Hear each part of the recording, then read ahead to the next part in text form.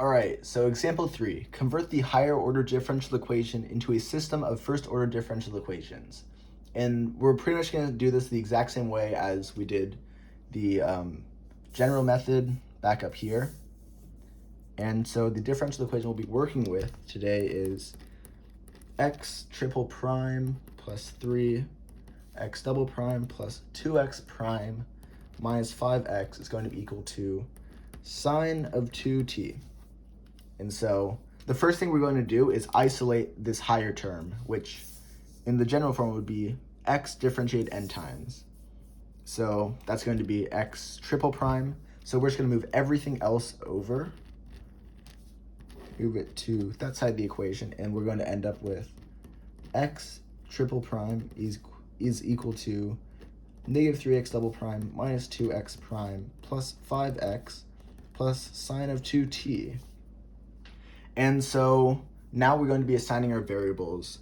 And a trick for this is if you look at the degree of the highest differentiated term, in this case it's 3, that's going to be equal to the highest x sub n term that you're going to need. So we can start by defining x1 prime equals x2, x2 prime equals x3, and then since these numbers match, this is the highest variable that we need to assign. And then x3 prime, which is equal to x differentiated 3 times, is going to be equal to our function of t and then all the x variables. So pretty much all we're going to do is take this and just plug in x1 equals x, x2 equals x prime, so on and so forth.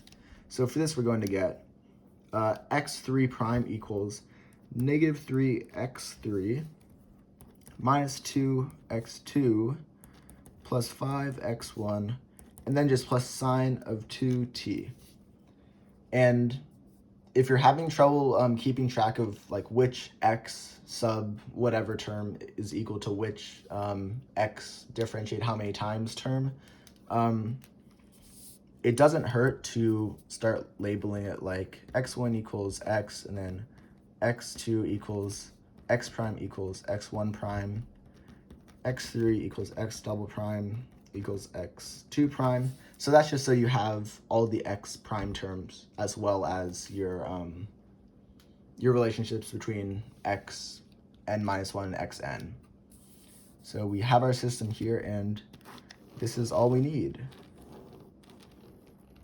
And you're probably wondering, like, how is this useful? Because all we did is take this thing, which is going to take forever to solve, and turn it into 3 other things, which is essentially the same thing. And we'll see later on in sections 4.2 and 4.3, like different methods for solving systems like this.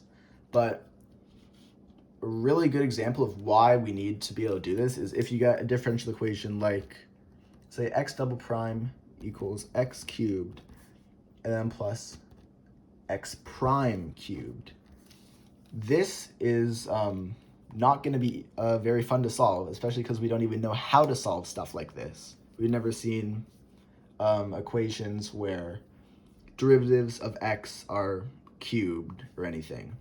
And so the system that this is going to transform into is going to be x1 prime equals x2, then x2 prime equals x1 cubed plus x2 cubed.